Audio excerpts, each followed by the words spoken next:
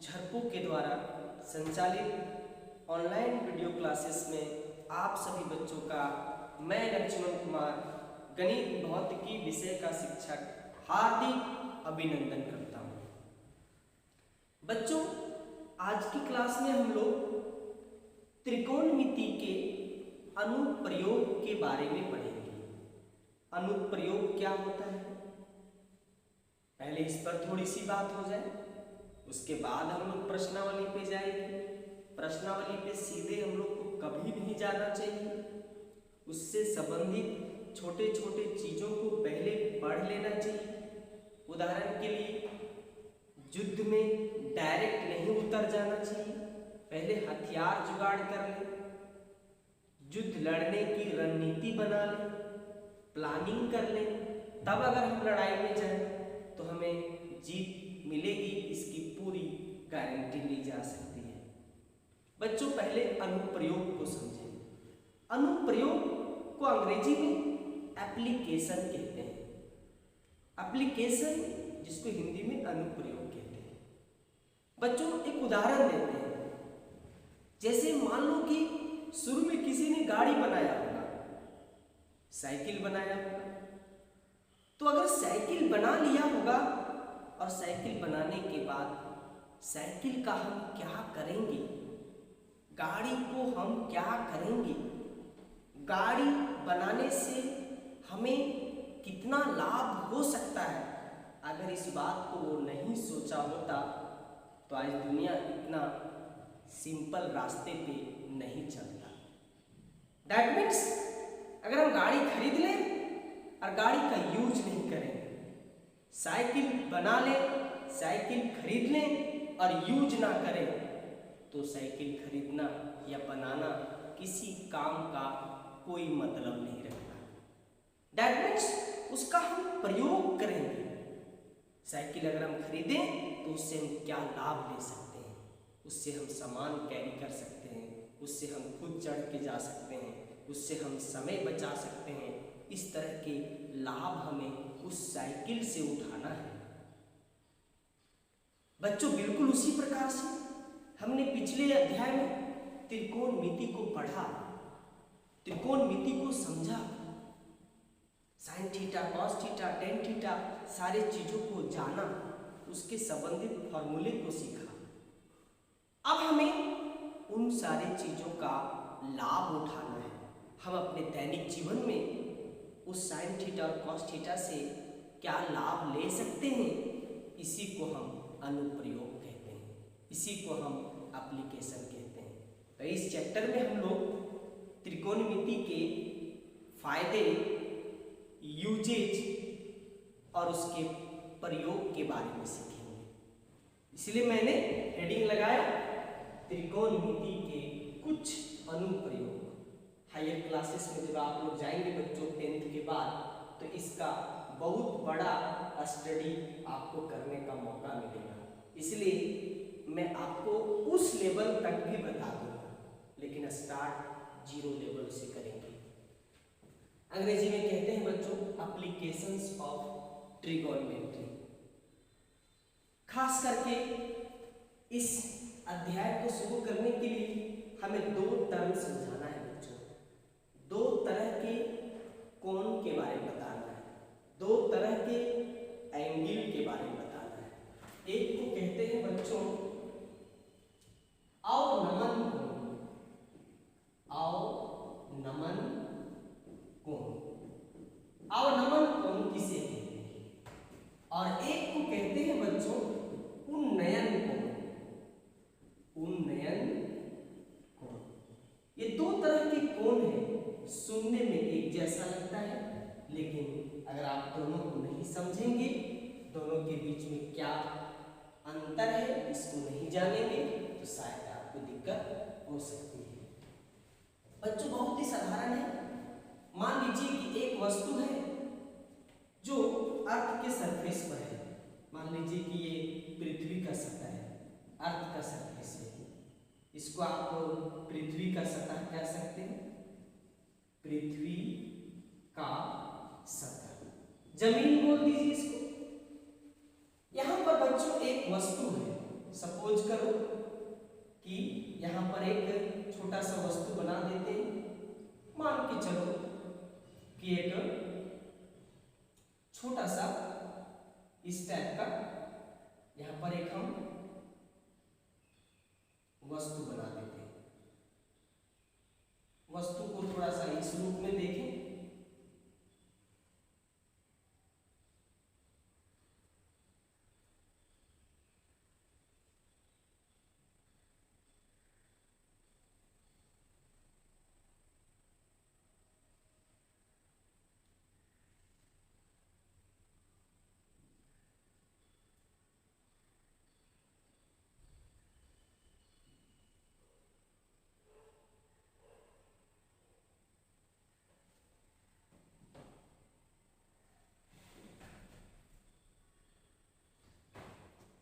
तो मान लीजिए बच्चों कि मैंने एक वस्तु बनाया, कार, ट्रक, कुछ भी समझ लो।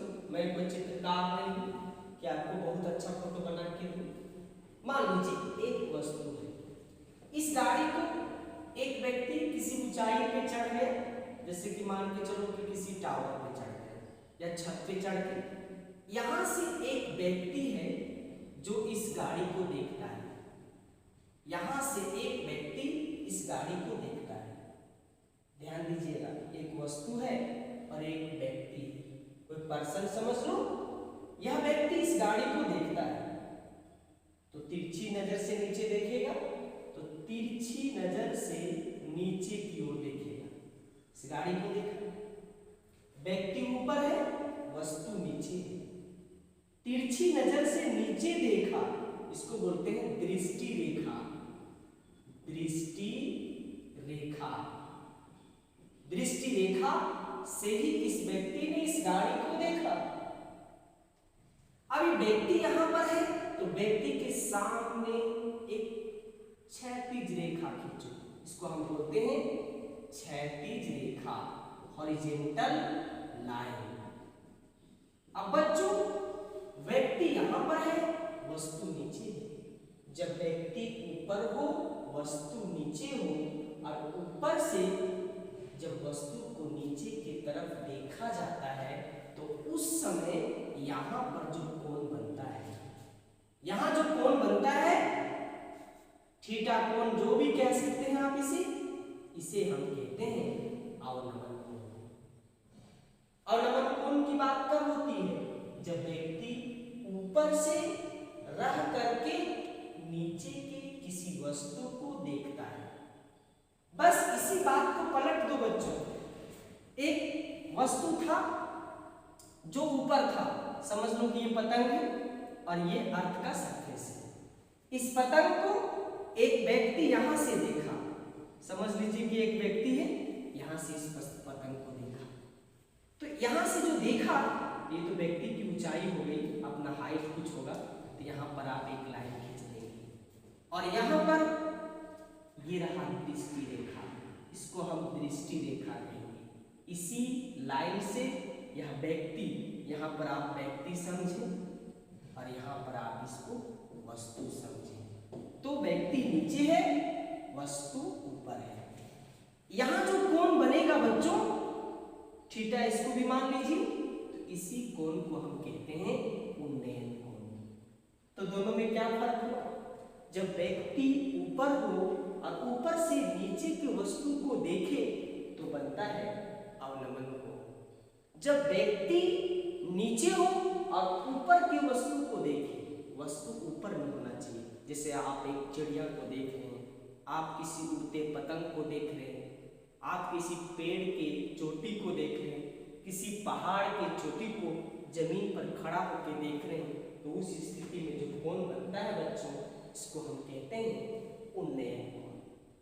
क्वेश्चन में बोलेगा उन्नयन कोण 60 डिग्री, आप नहीं जानेंगे कि उन्नयन कोण कहां बनता है, तो सवाल को नहीं बना पाएंगे। इसका मतलब आपको 60 डिग्री का कोण नीचे में दिखाना है। बोलेगा क्वेश्चन में अवनमन कोण 30 डिग्री, अब अवनमन कोण कहां बनता है यही मालूम नहीं है, तो क्वेश्चन को नहीं बना पाएंगे। इसलिए आपको सबसे पहले इन दोनों को समझना पड़ेगा कि अवनमन कोण और उन्नयन कोण में क्या फर्क है। इतनी सारी मैं ले चलता हूं आपको सीधे प्रश्नावली पर। प्रश्नावली के प्रश्नों को एक एक करके मैं बताता हूं। बच्चों, प्रश्नावली 9.1 ऊंचाई और दूरी। परीक्षा में इस एक चैप्टर से 6 नंबर का एक क्वेश्चन पूछा जाता है। 6 मार्क्स का एक सवाल निश्चित तौर पे पूछता है, लेकिन इसके कुछ ट्रिक्स मैं आपको बता दूं बच्चों। प्रश्नावली 9.1 ऊंचाई दूरी का चैप्टर से एक क्वेश्चन 6 नंबर का जरूर पूछता है, लेकिन जो बच्चा इस क्वेश्चन के बनाने के तरीका को नहीं समझता है, वो मेहनत करने के बाद भी 0 नंबर पाता है। क्या है तरीका? पहला बात दिमाग में सेट कर दो कि क्वेश्चन को बनाते समय फिगर जरूर बनाएंगे। आप पूरा प्रश्न का सही सॉल्यूशन किए हैं लेकिन फिगर नहीं बनाए हैं तो आपके सॉल्यूशन को काट करके 0 नंबर दिया जाएगा। माइंड में सेट कर लो इस बात को कि जब तक फिगर बना करके सॉल्व नहीं करोगे तब तक आपको एक भी नंबर नहीं दिया जाएगा। तो पहले क्वेश्चन को पढ़ना है, फिगर बनाना है, त्रिकोणमिति का प्रयोग करना है और उसके बाद आंसर बताना है। जैसे मैं एक क्वेश्चन आज शुरू करके दिखाता हूं आपको। क्वेश्चन कहता है बच्चों कि सर्कस का एक कलाकार 20 मीटर लंबी डोर पे चढ़ रहा है। एक 20 मीटर लंबा रस्सी है, उस पर सर्कस का एक कलाकार चढ़ता जा रहा है जो अच्छी तरह से तनी हुई है। रस्सी ढीला नहीं है, पूरा टाइट है और भूमि पर सीधे लगे खंभे के शिखर से बंधा हुआ है। वो रस्सी एक खंभा गाड़ा हुआ है, उसके शिखर से बांधा हुआ है। यदि भूमि के स्तर के साथ डोर द्वारा बनाया गया कोण 30 डिग्री का हो तो खंभे की ऊंचाई ज्ञात करें। देखिए कितना आसान क्वेश्चन है बच्चों। एक पहले खंभा बनाएंगे, ये खंभा हो गया, इसका नाम दे देंगे। क्वेश्चन का पहला स्टेप है, ये भूमि हो गया, जमीन समझ लो, ये खंभा हो गया। ए बी एक खंभा है, इसमें लिख देंगे ए बी एक खंभा है। इसके शिखर से जमीन पर एक रस्सी बंधा हुआ है, ये रस्सी बंधा हुआ है, इसको आप रस्सी समझ लीजिए। ये रस्सी है बच्चों, ये रस्सी आप इसे लिख भी सकते हैं, कोई बात नहीं। ये रस्सी बंधा हुआ है और इसी रस्सी पर सी से ए की तरफ एक व्यक्ति चढ़ता जा रहा है, वही सर्कस का कलाकार चढ़ रहा है। और रस्सी का ये जमीन कह सकते हो या भूमि कह सकते हो। भूमि जमीन के साथ रस्सी 30 डिग्री का कोण बनाया है। कितना डिग्री का कोण बनाया है? 30 डिग्री का। और रस्सी की लंबाई 20 मीटर है। रस्सी की लंबाई कितनी है? 20 मीटर। तो कहता है कि खंभा की ऊंचाई ज्ञात करें। बच्चों मान लेंगे, माना फिगर बनाने के बाद माना कि ए बी एक खंभा है,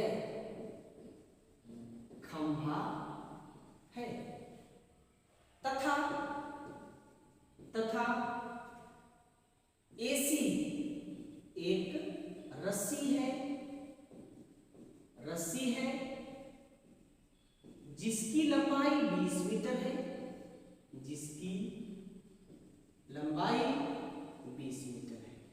बस इससे ज्यादा और कुछ नहीं लिखना है। तो हमको खंभा की ऊंचाई ज्ञात करना है। मान लेते हैं बच्चों, माना कि AB का मान हमें ज्ञात करना, वाट। अब आप सीधे त्रिकोणमिति के प्रयोग पे आ जाओ। कितना आसान क्वेश्चन है। आप इसे त्रिकोणमिति के नजर से देखो तो क्या एक समकोण त्रिभुज नहीं है?